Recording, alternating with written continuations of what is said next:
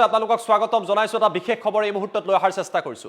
July 1 তাৰিখৰ পৰা দেশত নতুনকৈ 3খন আইন প্ৰযোজ্য হ'ব আৰু 3খন আইন 1 জুলাইৰ পৰা দেশত বলবৎ হ'ব। আইপিসি আৰু সিআৰপিসিৰ বিলুপ্তি ঘটাই জুলাই 1 তাৰিখৰ পৰা দেশত ভাৰতীয় নাগৰিক সংহিতা, ভাৰতীয় ন্যায় সংহিতা আৰু সাক্ষ্য অধিনিয়ম এতিয়াৰ পৰা প্ৰযোজ্য হ'ব। এই 3খন আইনত কি আছে তাৰ তথ্য লৈ অহাৰ চেষ্টা কৰিছো।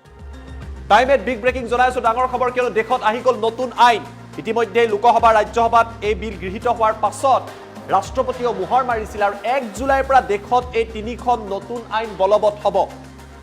আজি এই কথা গৃহ বিভাগৰ তৰফৰ পৰা প্ৰকাশ কৰা হৈছে। দেশত অন্ত পৰিল আইপিসি আৰু সিআৰপিসি, ইণ্ডিয়ান পিনাল কোড আৰু সিআৰপিসি এতিয়াৰ পৰা অন্ত পৰিছে। ইয়াৰ পৰিৱৰ্তে ভাৰতীয় ন্যায় সংহিতা, ভাৰতীয় নাগৰিক সুৰক্ষা সংহিতা আৰু ভাৰতীয় সুৰক্ষা আইন এতিয়াৰ পৰা প্ৰযোজ্য হ'ব। নতুন আইন অনুসৰি গণহত্যাত জড়িতসকলক ফাঁচী পৰ্যন্ত শাস্তিৰ ব্যৱস্থা আছে। ৰাজদ্ৰোহৰ ধাৰা এই নতুন আইন অনুসৰি সমাপ্ত কৰা হৈছে। এতিয়াৰ পৰা ৰাজদ্ৰোহ নাথাকিব, ৰাজদ্ৰোহৰ পৰিৱৰ্তে দেশদ্ৰোহে থাকিব। অৰ্থাৎ আপুনি চৰকাৰক সমালোচনা কৰিব পাৰিব কিন্তু দেশক সমালোচনা কৰিব নোৱাৰে। নতুন আইন অনুসৰি আৰক্ষীয়ে দিব লাগিব গ্ৰেপ্তাৰ কৰাৰ তথ্য। কোনো ব্যক্তিক গ্ৰেপ্তাৰ কৰিলে তাৰ তথ্য আৰক্ষীয়ে দিব লাগিব। এয়া নতুন আইনত এইবিলাক কথা উল্লেখ কৰা হৈছে। অৰ্থাৎ মিছ ইউজ অফ পাৱাৰ কৰিব নোৱাৰিব। এটা গোচৰত 90টা দিনৰ ভিতৰত গোচৰ ৰুজু হোৱাৰ পিছত আৰক্ষীয়ে কি কৰিলে, কিমান দূৰ অগ্ৰগতি হ'ল তাৰ তথ্য গ্ৰেপ্তাৰ কৰা ব্যক্তিজনক বা তেওঁৰ পৰিয়ালক জনাব লাগিব যে 90 দিনৰ ভিতৰত আৰক্ষীৰ তদন্ত কোন দিশে গৈছে। হিট এণ্ড ৰানৰ গোচৰত 10 বছৰ পৰ্যন্ত কাৰাদণ্ড আছে। অৱশ্যে এই ক্ষেত্ৰত চৰকাৰে পৰৱৰ্তী পৰ্যায়ত এই বিষয়টোত কিছু সাল সলনি কৰিব পাৰে। কিশোৰীৰ সৈতে ধৰ্ষণত জড়িত হ'লে যাৱজ্জীৱন কাৰাদণ্ডৰ ব্যৱস্থা আছে। কঠোৰ আইন লৈ অহা হৈছে ধৰ্ষণক লৈ। সন্ত্ৰাসবাদক লৈও দেশত এতিয়া কঠোৰ আইন আহি গৈছে আৰু জুলাই 1 তাৰিখৰ পৰা নতুন আইন আহিব। মানৱ অধিকাৰৰ নামত সন্ত্ৰাসবাদক বা সন্ত্ৰাসবাদীক এতিয়া কোনেও প্ৰশ্ৰয় দিব নোৱাৰিব। ইয়াৰ উপৰিও কেইবাটাও নতুন নিয়ম প্ৰযোজ্য হৈ পৰিছে আৰু দেশত এই নতুন আইন আহি গৈছে। গণধৰ্ষণত থাকিব মৃত্যুদণ্ডৰ দৰে শাস্তি। এইসমূহ নতুন কিছু পদ্ধতি, নতুন কিছু নিয়ম অনা হৈছে। যৌন নিৰ্যাতনৰ বলি হোৱা ভুক্তভোগীৰ ভাষ্য ৰেকৰ্ড কৰাটো, ভিডিঅ' ৰেকৰ্ড কৰাটো বাধ্যতামূলক। এনে ভাষ্য ল'লে নহ'ব, এই সকলোবিলাক তথ্য ভিডিঅ' ৰেকৰ্ড কৰিব লাগিব। সকলো ধৰণৰ ডিজিটেল তথ্য আদালতত নতুন আইন অনুসৰি গ্ৰহণযোগ্য হ'ব। অৰ্থাৎ হোৱাটছআপ মেছেজ, ফোন কলিং আদিও আদালতত এই নতুন আইন অনুসৰি, যিহেতু 1 জুলাইৰ পৰা দেশত এই নতুন নিয়ম আহিব, আও পুৰণি ব্ৰিটিছৰ সময়ৰ আইপিসি সিআৰপিসিৰ অন্ত পৰিব আৰু এই নিয়ম জুলাই 1 তাৰিখৰ পৰা দেশত প্ৰযোজ্য হ'ব। আৰু এই কথা আজি ভাৰত চৰকাৰৰ গৃহ বিভাগৰ তৰফৰ পৰা কিছু সময়ৰ আগতে প্ৰকাশ কৰা হৈছে। ভাৰতীয় ন্যায় সংহিতা, ভাৰতীয় নাগৰিক সুৰক্ষা সংহিতা আৰু ভাৰতীয় সুৰক্ষা আইন। নতুন আইনত গণহত্যা বা মব লিঞ্চিঙৰ ক্ষেত্ৰত জড়িতসকলক ফাঁচী দিয়াৰ প্ৰাৱধান আছে বা ফাঁচী দিয়াৰ ব্যৱস্থা আছে।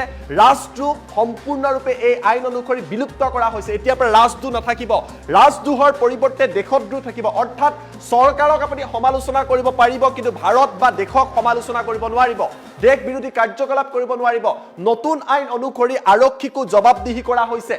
কোনো ব্যক্তিক গ্ৰেপ্তাৰ কৰিলে তাৰ তথ্য আৰক্ষীয়ে পৰিয়ালক জনাব লাগিব। কেৱল সিমানেই নহয়, আৰক্ষীয়ে পৰিয়ালক জনোৱাৰ লগতে 90 দিনৰ ভিতৰত এটা গোচৰত কি হ'ল এই সকলো তথ্য দিব লাগিব।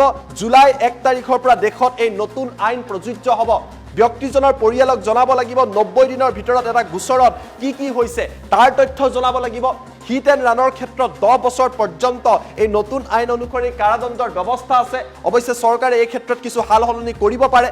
সমান্তৰালভাৱে কিশোৰীৰ সৈতে যদি কোনোবাই কুকৰ্ম কৰে বা ধৰ্ষণ কৰে তেতিয়াহ'লে যাৱজ্জীৱন কাৰাদণ্ড পৰ্যন্ত আৰু মৃত্যুদণ্ড পৰ্যন্ত ব্যৱস্থা আছে। সন্ত্ৰাসবাদক লৈও কঠোৰ আইন আহি গৈছে। আমাৰ লগত কিছু মন্তব্য আছে। লোকসভাৰ মজিয়াত অমিত শ্বাহে কি কৈছিলে গৃহমন্ত্ৰীগৰাকীয়ে, সেই মন্তব্য আপোনালোকক দেখুৱাই লোৱাৰ চেষ্টা কৰিছো। हमने राजद्रोह की जगह देशद्रोह की स्थिति रखी।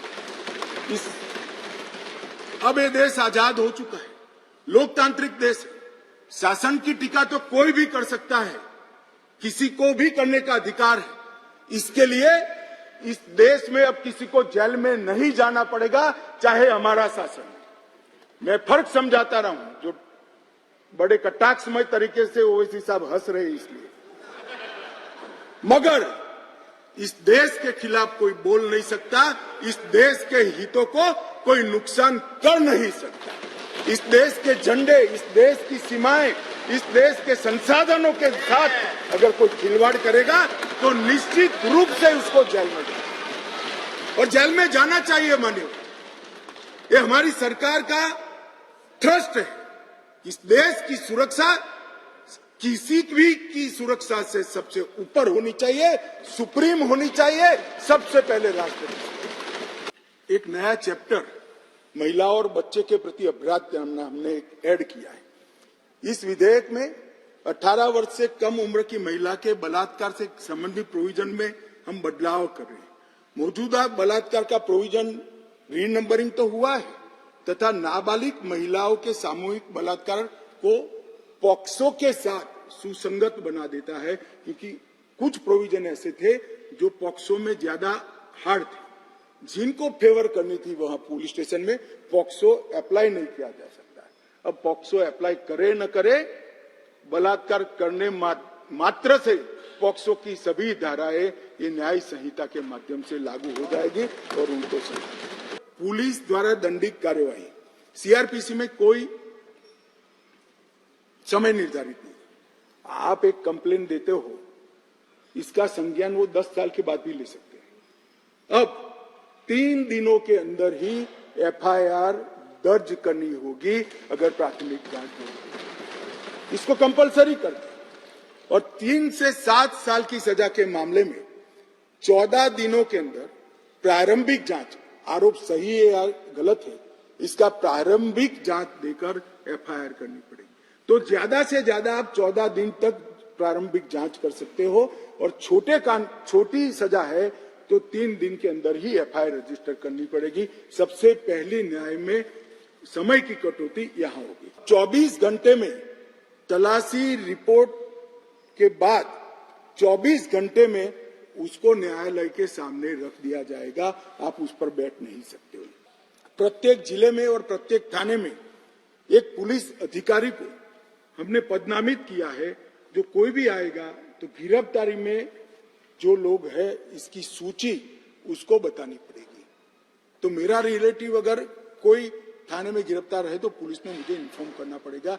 अज्ञात स्वरूप से किसी को अनऑथराइज कब्जा रखकर नहीं रह पाएंगे।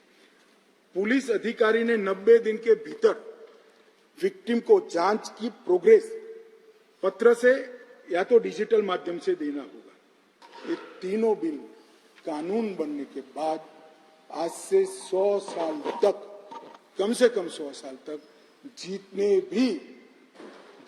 भी टेक्नोलॉजी आएगी, ये टेक्नोलॉजी को इस कानून के तहत समाहित करने के कानूनी प्रावधान